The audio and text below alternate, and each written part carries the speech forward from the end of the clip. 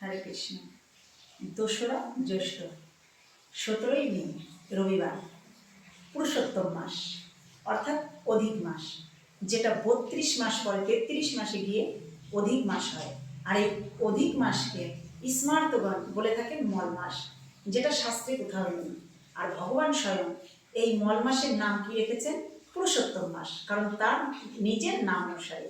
তাই এই পুরুষোত্তম মাসে ভগবান আমাদের অনেক সেল দিয়েছে, কারণ আমরা একবার যদি হরিনাম করি তাহলে আমাদের যেটা দামোদর মাসে যে ফল লাভ হয় তার থেকেও 1000 গুণ ফল বেশি লাভ হয়। আর এই মাসে সকলে বেশি বেশি করে পুরুষোত্তম মাসে হরিনাম করবেন, যেটা একবার যদি আমরা করে থাকি সেটা 1000 থেকেও আরও 1000 বেশি ফল লাভ হবে।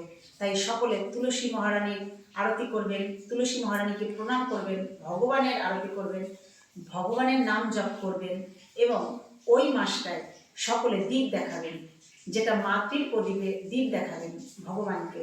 একটি প্রদীপ দেখালে যেটা দামোদর মাসে যে ফল লাভ হয় তার থেকে 1000 গুণ ফল বেশি লাভ হবে।